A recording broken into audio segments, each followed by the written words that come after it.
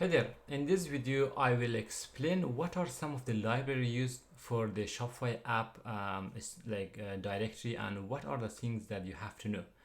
If you do not understand all of this topic, that's okay. I will discuss each of them in the future video, but it is good that you understand what is used in the React router and where they are used, okay?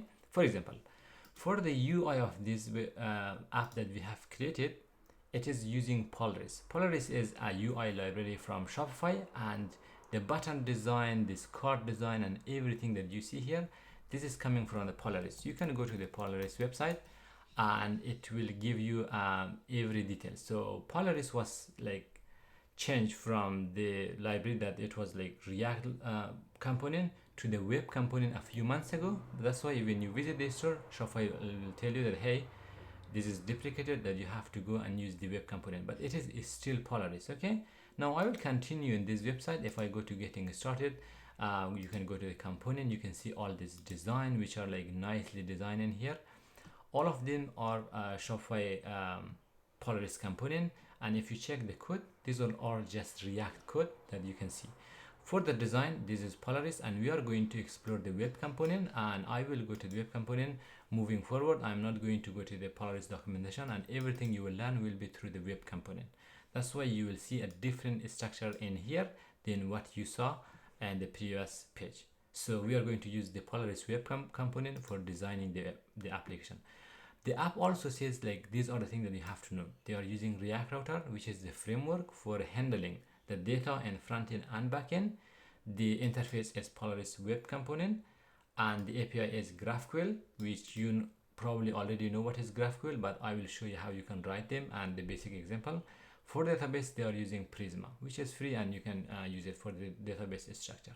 Now, the other thing is that you have to know is the sidebar in here.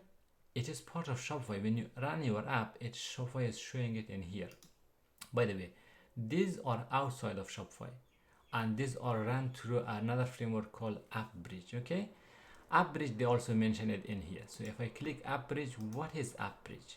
The Shopify will give you a very clear interface in here. What is part of App Bridge, what is part of Shopify admin, and what is the app interface. Again, I said you don't have to know everything, but this is important for you to know. How do we change something in here? How do we change something here? And how do we change something which is part of my app? What you see on the top in here, and including this generate a product, this is part of the App Bridge, which has an API that Shopify will let you add a button in here, or remove a button, or like modify a few things in here. That is one thing. Also the sidebar, and if you check this screenshot, it will show you this purple color. I don't know, it's pink or purple, but this is part of the App Bridge. This color, this is Shopify admin, which is on top of the store, like search stuff like that. But Shopify has a clean way to interact with each of those. So in the future video, you will learn. If I generate a product, you will see like how you can interact with a few things. Like for example, this is a toaster which is coming from Shopify. And other than that, your app part is only this part, which means the reason I say this is you cannot have a lot of customization in here. For example, you cannot add a button right directly in here, because that is part of the App Bridge and it has a lot of limitation.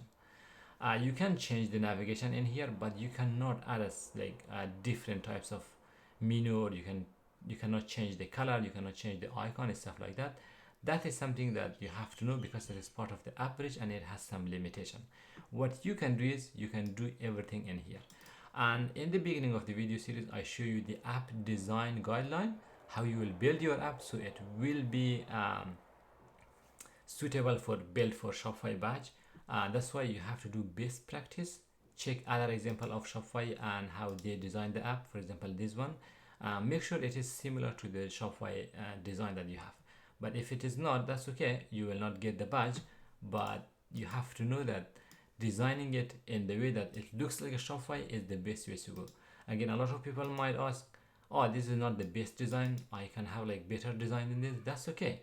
But if you are making it similar to Shopify, that is what Shopify wants. So all the user interface should be smooth, and when user navigate through your app, they feel like they are navigating inside Shopify.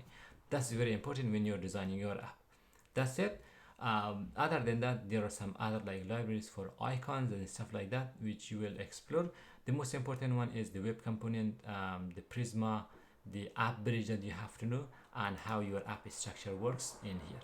So in the future, if you want to customize something, the most customization you can make is inside the app, not something outside or in the sidebar, something in here. I hope this video has been informative. Thank you for watching. I will see you in the next one.